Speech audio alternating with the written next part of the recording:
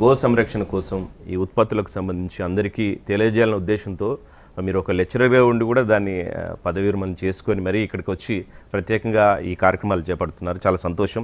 అట్లాగే ఇప్పుడు మీరు గమనిస్తే స్థానికంగా ఇటువంటి ఎక్కడ డిమాండ్ ఉంది? గ్రామాల్లో ఉందా, పట్టణాల్లో ఉందా, లేకపోతే ఇప్పుడు ఆన్లైన్లో కూడా వస్తుంది? సో ఎట్లా డిమాండ్ ఎట్లా క్రియేట్ చేసుకోవాలి, ఎట్లా ఉంది ఇది? యాక్చువల్గా ఏమైందంటే సిటీలకే ఎక్కువ పరిమితం అయిపోయింది.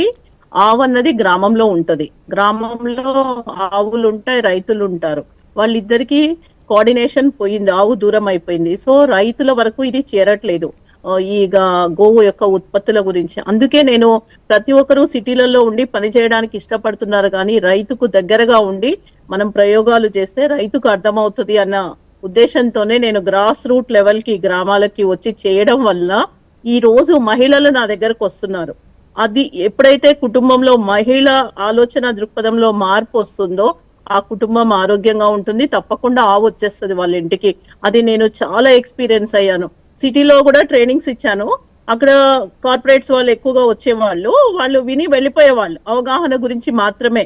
తర్వాత వాళ్ళు ప్రోడక్ట్స్ కొనడం వరకే ఉండేది. కానీ అదే నేను గ్రామంలోకి వచ్చి గ్రాస్ రూట్ లో ట్రైనింగ్స్ ఇవ్వడం వల్ల ఈ మహిళలు ఆల్రెడీ వాళ్ళకి ఆవులు ఉన్నాయి, అవి ముందు స్లాటర్స్కి వెళ్ళవు. ఫస్ట్ సక్సెస్ అది. రెండో సక్సెస్ ఏంటి అంటే వాళ్ళు ప్రోడక్ట్స్ తయారు చేస్తున్నారు. వాటికి మన లాంటి వాళ్ళు, సిటీలలో ఉండే వాళ్ళు, అవగాహన ఉన్న వాళ్ళు చేయూత ఇవ్వాలి. వాళ్ళు స్వంతంగా వ్యాపారం చేసుకోలేరు. వాళ్ళతోని వ్యాపారము మొదలు పెట్టిస్తే ఆవు అన్నది స్లాటర్కి వెళ్ళదు. వాళ్ళ ఆలోచన విధానంలో మార్పు చూసా నేను, వాళ్ళ కుటుంబంలో మార్పు చూస్తున్నాను. ఇప్పుడు వాళ్ళతోని నేను స్త్రీ శక్తి గో ఉత్పత్తుల కేంద్రం అంటున్నా దాన్ని. నేను స్టోర్ అనట్లేదు, షాప్ అనట్లేదు. షాప్ అంటే వ్యాపారం, కేంద్రము అంటే అక్కడ 10 మంది వచ్చి మంచి విషయాలు మాట్లాడుకునే ఒక కేంద్రం లాగా నేను దాన్ని భావించి మొదలు పెట్టించాను. ఇప్పుడిప్పుడే మొదలు పెట్టాను. నేను ముందు ఈ జిల్లాలో, జగిత్యాల జిల్లాలో పైలట్ ప్రోగ్రామ్ లాగా చేద్దాం అనుకుంటున్నాను. ఎప్పుడైతే గ్రామంలో, మన దేశంలో గ్రామాల్లో జనం ఎక్కువ ఉంటారు, వీళ్ళను రీచ్ అయినప్పుడు తప్పకుండా గోవు అన్నది తిరిగి ప్రతి ఇంటికి వస్తుంది.